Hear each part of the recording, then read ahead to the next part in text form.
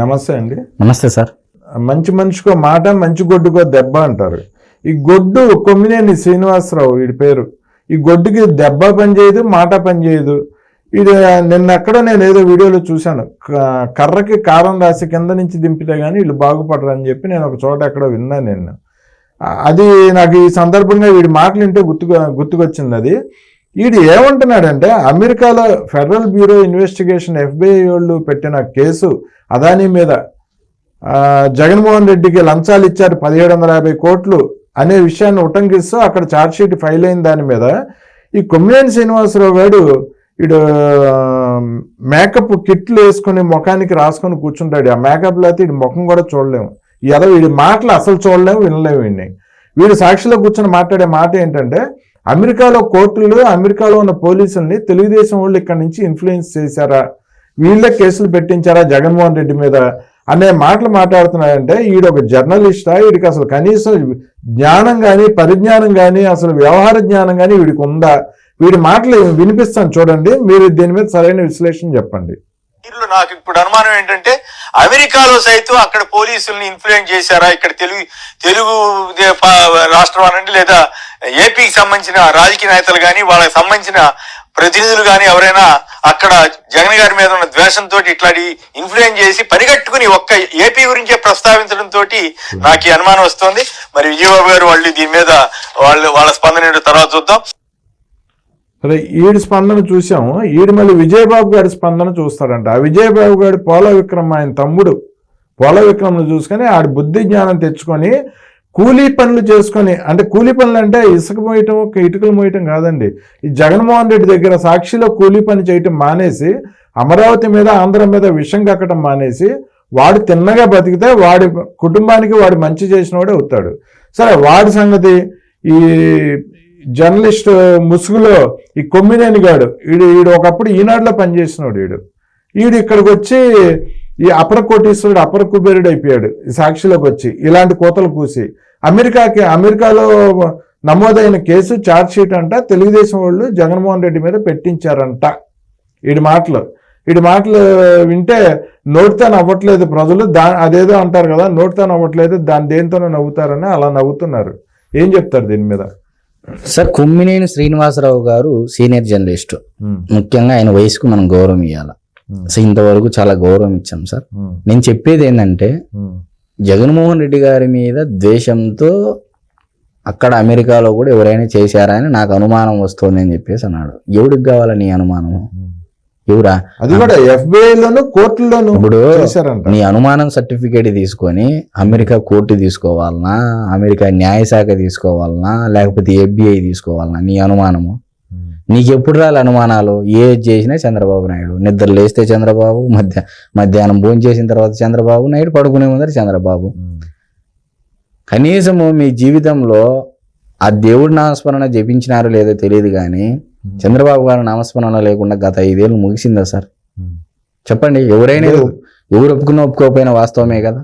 మరి కొమ్మినేని శ్రీనివాసరావు గారికి తెలియని విషయం ఏంటంటే, మనం గతంలో చాలా వీడియోలు చేసాం సార్.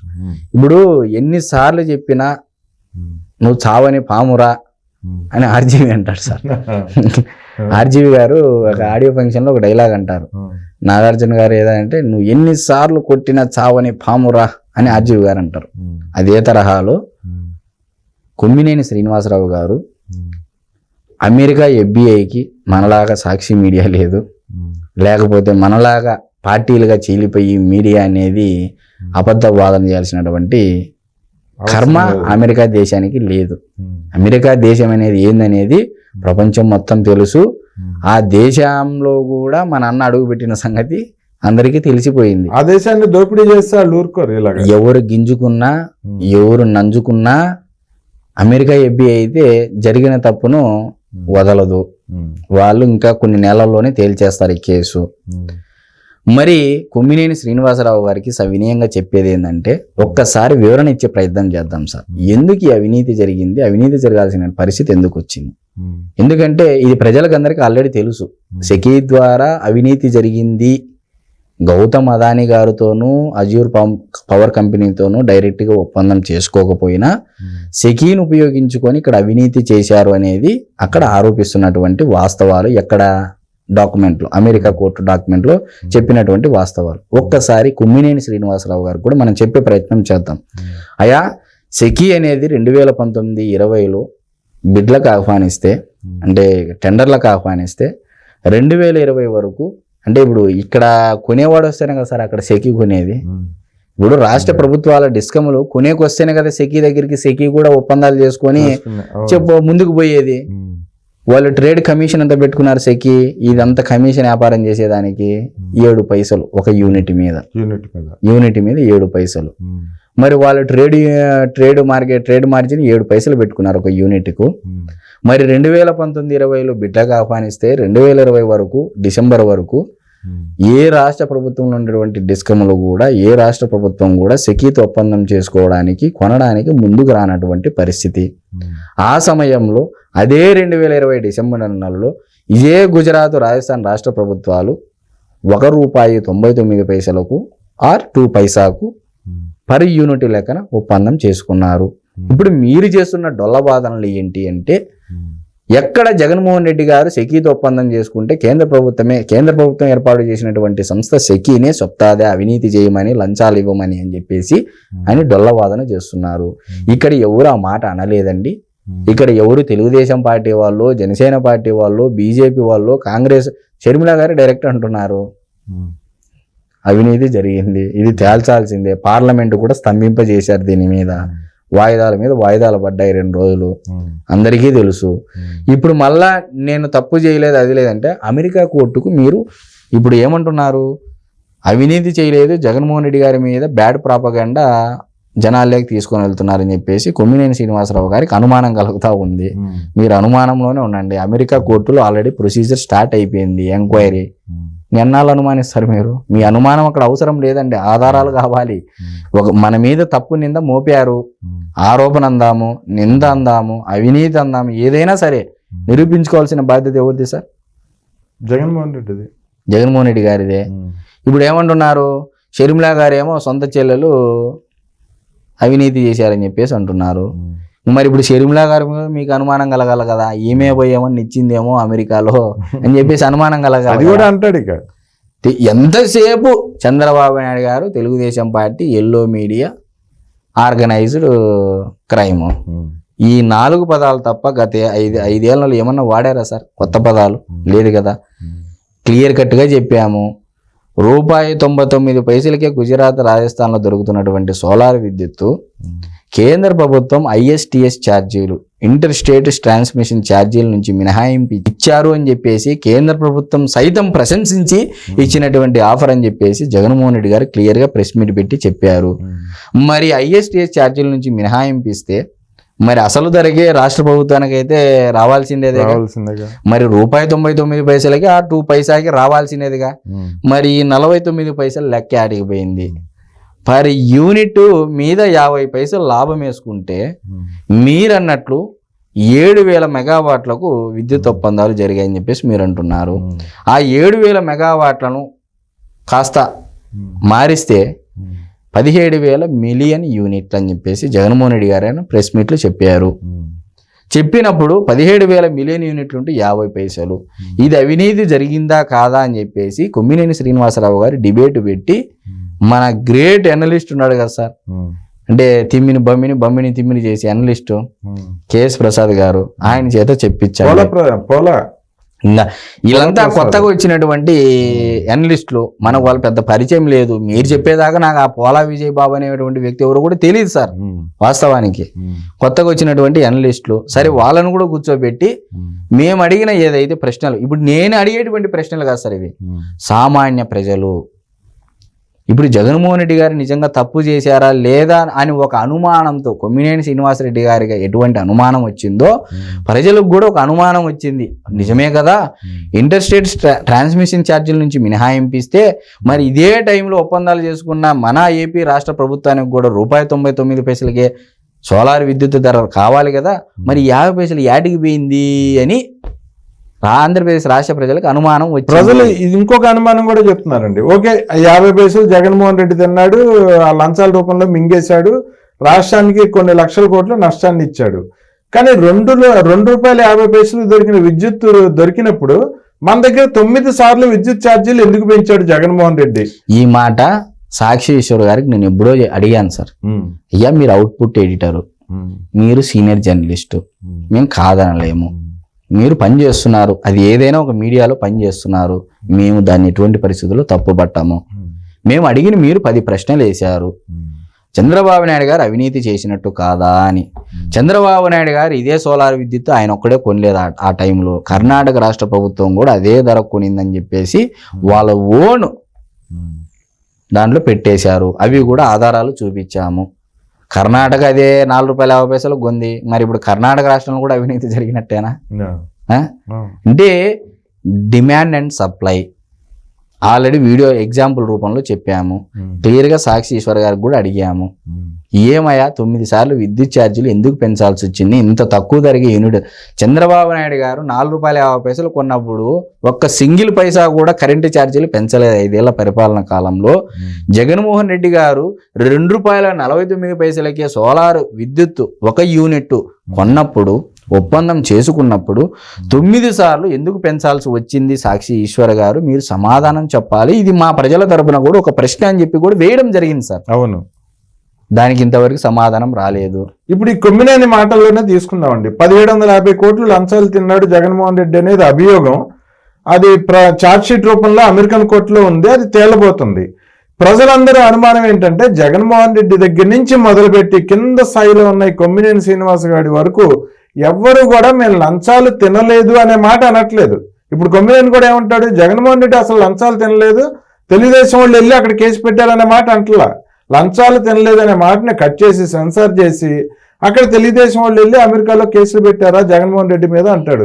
అంటే వాళ్ళు అసలు జగన్మోహన్ రెడ్డి లంచం తిన్నాడా లేదా అది క్లారిటీగా జగన్ కానీ ఆ బ్యాచ్ కానీ ఎందుకు చెప్పట్లేదు? ఈ కొమ్మినేని గారు కూడా ఎందుకు చెప్పట్లేదు? అంటే అదొక సైకాలజికల్ ఒక స్ట్రాటజీగా. దృశ్యం మూవీలో మీరు చూశారు కదా సార్, కండక్టర్ ని ఎలా నమ్మిస్తారు, తర్వాత అంటే మైండ్ లో ట్రిగ్గర్ చేస్తారనమాట. జగన్మోహన్ రెడ్డి గారు అవినీతి చేశారా, 1750 కోట్లు తీసుకున్నారా అంశాన్ని డైవర్ట్ చేసి వీళ్ళు ఏం చేస్తారంటే తెలుగుదేశం పార్టీ వాళ్ళే కేసు పెట్టారు, అనుమానం కలుగుతోంది, ఒక 10 సార్లు 10 వీడియోలు దబ్బా దబ్బా దబ్బా దబ్బా. అప్పుడు ఏమవుతుంది సార్, ముఖ్యమైన అంశం పక్కదారి పడుతుందా లేదా? అవినీతి చేశారా 1750 కోట్లు, వైనాట్ 175 అన్నారు, వైనాట్ 175 వచ్చిందో లేదో తెలియదు కానీ 1750 కోట్లు వచ్చాయో లేదనేది అమెరికా కోర్టు తెలుస్తుంది. ఎందుకు కొమ్మినేని శ్రీనివాసరావు గారికి అనుమానం వచ్చింది? ఇప్పుడు అనుమానం ఈయనకు వచ్చింది అంటే ఈయన పేరు కూడా మెన్షన్ చేయలేదేమో తెలుగుదేశం పార్టీ వాళ్ళు. ఈయన అనుమానం ప్రకారం ఈయన పేరు కూడా పెట్టాలి. ఎందుకంటే సమాచారాన్ని అమెరికా కోర్టు సైతం ఇచ్చినటువంటి స్టేట్మెంట్లను తప్పుదో పట్టిస్తున్నారు ఆంధ్రప్రదేశ్ రాష్ట్ర ప్రజానీకానికి అని చెప్పేసి ఈయన మీద కూడా కేసు పెట్టచ్చు. అవును, సరే. ఈ కొమ్మినేని శ్రీనివాసరావు ఇంత అజ్ఞాని వీడు, ఇది మనందరికీ తెలుసు, ప్రజలకు కూడా తెలుసు కొమ్మినేని శ్రీనివాసరావు అంటే ఏంటనేది. ఇప్పుడు American federal bureau of investigation వాళ్ళు వేసిన కేసుని తెలుగుదేశం వాళ్ళు వేశారేమో అని వీడు చెప్పే పిచ్చి మాటలు, పనికిమాలిన మాటల్ని ప్రజలందరూ నమ్ముతారంటారా, చూసి నవ్వుకుంటారంటారా? సార్ దీనికి ఎగ్జాంపుల్గా ఒక చిన్న ఉదాహరణ ఒక 10 రోజుల కిందటే జరిగింది. అసెంబ్లీ సాక్షిగా సీఎం శ్రీ నారా చంద్రబాబు నాయుడు గారు ఏం చెప్పారు సార్? 6 లక్షల కోట్లే మేము చేసిండే అప్పు అని చెప్పేసి జగన్మోహన్ రెడ్డి గారు స్వయంగా ఒప్పుకున్నారు. కాగు కూడా తెలియకోకుండా కార్పొరేషన్ల పేరిట, మద్యం ఆదాయం పేరిట ఇవన్నీ ఆస్తులు తాకట్టు పెట్టి తెచ్చినటువంటి అప్పులు చెప్పట్లేదు. సరే, రాష్ట్ర బడ్జెట్ ఎంత సార్ సంవత్సరానికి ఇంటూ 5 ఏళ్ళు? జగన్మోహన్ రెడ్డి గారు ఏమంటున్నారు, ప్రజలకు నేరుగా 2,70,000 కోట్ల రూపాయలు డీబీటీ ద్వారా పంచామని చెప్పేసి అంటున్నారు 5 ఏళ్లలో. మరి మిగతాది ఎక్కడ పోయింది అని ఇదే మధుసూదన్ రెడ్డి గారు మీడియా ముఖంగా ఇన్నిసార్లు చెప్పింటారు సార్. జీతాలకు ఇంత పోయినా, మీ డీబీటీ పథకాలకు ఇంతకు పోయినా అని చెప్పేసి మిగతాది ఎక్కడ పోయింది ఒక్కసారి శ్వేతపత్రం విడుదల చేయండి నాయనా అని చెప్పేసి ఆయన మొత్తుకుంటున్నాడు సార్. దానికి సమాధానం రాలేదు ఇంతవరకు. ఒకవైపు కూటమి ప్రభుత్వం అధికారంలోకి వచ్చిన తర్వాత అన్ని దాని మీద శ్వేతపత్రాలు విడుదల చేశారు. ఏ ఒక్క నాయకుడైనా సరే ఒక దాని మీద ఇది తప్పు, మా దగ్గర ఈ ఆధారాలు ఉన్నాయని చెప్పేసి ఒక్కరైనా ప్రెస్ మీట్ పెట్టారా సార్? జగన్మోహన్ రెడ్డి తన ప్రెస్ మీట్ లో అసలు ప్రస్తావించాడు ఈ విషయం లేదు, ప్రస్తావించట్లేదు. అప్పుడు దాని అర్థం ఏంటి సార్? వాళ్ళు దోచుకున్నట్లే. అంటే నేను ఏమంటున్నానంటే క్లియర్ కట్గా మీరు తీసుకున్నటువంటి విధి విధానపరమైన నిర్ణయాలలో ఉన్నటువంటి లోపాలను ఉపయోగించుకొని ప్రతి ఒక్క శాఖలో అవినీతి జరిగిందని చెప్పేసి ఇప్పుడున్నటువంటి కూటమి ప్రభుత్వం ఆరోపణ చేయడం కాదు, పేపర్ రూపంలో విత్ ఎవిడెన్స్ డాక్యుమెంట్ రూపంలో మీ ముందర ఉంచారు. ఇంతవరకు అంబటి రాంబాబు గారు, పేర్ని నాని గారు, వివిధ సోకాల్డ్ నాయకులంతా ఎవరు ప్రెస్ మీట్ పెట్టి అయితే చెప్పలేదు. పదే పదే రెడ్ బుక్, ఈ రెడ్ బుక్ కాస్త హైలైట్ చేస్తున్నారు. రెడ్ బుక్ ఏం చేస్తుంది సార్? చట్టాన్ని ఉల్లంఘించి, రాజ్యాంగాన్ని ఉల్లంఘించి ప్రవర్తన చేసినటువంటి ఎవరైతే అత్యుత్సాహంతో పనిచేసినటువంటి అధికారులు ఉన్నారో వాళ్ళ భరతం పట్టేందుకు రెడ్ బుక్ పెట్టారు అని చెప్పేసి చెప్పడం జరిగింది. రాజకీయ నాయకులను కూడా క్లియర్ కట్ గా red book nothing but Ambedkar రాజ్యాంగం. Yes, red book is equal to Ambedkar రాజ్యాంగం. ఎస్, చట్టాన్ని ఫాలో అవుతుంది రెడ్ బుక్. మీరు ఎందుకు హైలైట్ అంటే అంబేద్కర్ రాజ్యాంగం కూడా వీళ్ళకి నచ్చట్లేదు, ఒప్పుకోవట్లేదు. ఇప్పుడు ఇది దళిత మేధావులు ఎవరైతే ఉన్నారో వాళ్ళు కూడా దీనికి సమాధానం చెప్పాలని కూడా చాలా మీడియాలో మనం చూసాం. అవును, అంటే చాలా మంది ఈ దళిత మేధావులు, స్వయం ప్రకటిత మేధావులు ముసుగులు ఏమైపోతుందంటే సార్, ఒక పార్టీకి కొమ్ము కాసి వాళ్ళు బాగుపడిపోతున్నారు నాయకులు. కింద నుండి అట్టడుగు వర్గాలకి అవి చేరట్లే. వీళ్ళు ఏంటంటే అప్పుడప్పుడు ఇట్లా విధిల్చడం అనమాట. ఆ విధిల్చడానికి అలవాటు అయినటువంటి బానిస బతుకులు. ఇంకెప్పుడు సార్ వీళ్ళు పైకి ఎదిగేది? చైతన్యవంతులు కావాలి. మీ కాళ్ళ మీద నిలబడి మీరు ఆదాయ మార్గాలు పెంచుకునే విధంగా ఏ ప్రభుత్వం అయితే మీకు మార్గాలు చూపిస్తుందో అప్పుడు ఒక్క మీ జనరేషనే కాదుగా, 3-4 జనరేషన్ల ఆదాయ మార్గాల ద్వారా సంపాదించుకోవచ్చుగా. ఈ రోజు ఒక నాయకుడిని నమ్మి ఒక ఎంబడి తేలిన తర్వాత ఆ నాయకుడు రేపు పొద్దున పదవి ఉంటుంది, ఊసిపోతుంది, ఎవరికి తెలియదు. అదే మీ కాళ్ళ మీద మీరు నిలబడి ఏ ప్రభుత్వం అయితే ఒక మార్గం చూపిస్తుందో ఆ మార్గాన్ని నమ్ముకొని ముందుకెళ్తే ఎన్ని తరాలు బతుకుతాయి సార్? మరి ఇది ఎంతమంది తెలుసు అందరికీ, కానీ బానిసతత్వంలో చాలా మంది పడిపోయారు. మేలుకోండి. ఇంకా ఆ ఎవరైతే బానిసతత్వంలో ఉన్నారు, మరి ఇప్పుడు దళిత మేధావులు సమాధానం చెప్పాలా లేదా సార్? చెప్పాలి. రెడ్ బుక్ ఏం చేస్తా ఉంది? చట్టాన్ని ఉల్లంఘించి, రాజ్యాంగాన్ని ఉల్లంఘించినటువంటి అధికారులు భరతం పడతామని చెప్పేసి క్లియర్ గా చెప్పారు. ట్రాన్స్పరెన్సీగా పనిచేస్తాము, దాంట్లో ఎటువంటి రాజీ పడే ప్రసక్తే లేదని చెప్పి కూడా చెప్పారు. అదే జరుగుతా ఉంది. మరి ఆ లెక్క ప్రకారం అయితే జగన్మోహన్ రెడ్డి గారిని జైల్లో వేయాలి. మరి ఇన్ని కేసుల్లో రఘురామకృష్ణరాజు గారి కేసులో ఉండ A3, మరి వీళ్ళకి సిఐడి ఉంది కదా సార్. మళ్ళీ వీళ్ళ సిఐడి పని చేసింటే మరి జగన్మోహన్ రెడ్డి గారు ఈ పాటికి లోపల ఉండాలా? అంటే ప్రజలు కూడా ఏమరపాటుతనంగా వీళ్ళు చెప్పి తిమ్మిని చేసి అసలు విషయాన్ని పక్కదోవ పట్టించి కొమ్మినేని శ్రీనివాసరావు గారు, సాక్షీశ్వర్ గారు, ఆ సాక్షి ఛానల్లో కూర్చున్నటువంటి వివిధ ఎనలిస్టులు ఎవరైతే ఉన్నారో అసలు విషయాన్ని పక్కదోవ పట్టించి ఏదో రకంగా చంద్రబాబు నాయుడు గారి మీద బురద చల్లే ప్రయత్నం తప్ప ఎక్కడ విషయం మీద ఇది తప్పు జరిగిందా లేదనే వాస్తవాలు ప్రజల్లో డిబేట్లు చేయట్లేదు సార్. అదైతే వాస్తవం. అందుకనే వ్యూవర్షిప్ కూడా అలాగ ఉంది సాక్షి ఆల్మోస్ట్ సార్. ఇప్పుడు ఎవరు చూడట్లేదు అసలు సాక్షి అనేది మెయిన్ స్ట్రీమ్ మీడియా. ఆ ఛానల్ ఉండేటువంటి యూట్యూబ్ అయినా కూడా 40 lakhs అబౌవ్ సబ్స్క్రైబర్స్. అవును, కనీసము ఆ ఛానల్లోకి వెళ్ళి వీళ్ళు ఒకసారి వీడియోలు చూడండి. ఎంత ఒక వీడియోకి ఇదే ఇదే సాక్షీశ్వర్ ఎడిటరు, అవుట్పుట్ ఎడిటరు యొక్క డిబేట్లకు కానీ వీడియోలకు కానీ ఎంత వ్యూవర్షిప్ ఉందో చూడమనండి. ఒక సాధారణ యూట్యూబర్ కూడా రానా వీళ్ళకంటే ఎక్కువ వ్యూవర్షిప్ వస్తుంది. సాధారణ యూట్యూబర్ కి వచ్చిన వ్యూవర్షిప్ కూడా లేదా సాక్షికి? అంటే ప్రజలు క్లియర్ కట్ గా అర్థమైపోయింది సార్, వాస్తవాలు అక్కడ కనపడుట లేదు అని ప్రజలు క్లియర్ కట్ గా ఇండికేషన్ ఇస్తున్నారు. కాబట్టి మేము కూడా చూడడం మానేశాము సాక్షి పత్రిక, సాక్షి ఛానల్ అని చెప్పేసి ప్రజలు చెప్పగానే చెప్తున్నారు వ్యూవర్షిప్ రూపంలో అని చెప్పేసి అయితే నేను స్పష్టంగా చెప్పగలను సార్. ఓకే అండి, థ్యాంక్ యూ అండి, నమస్తే.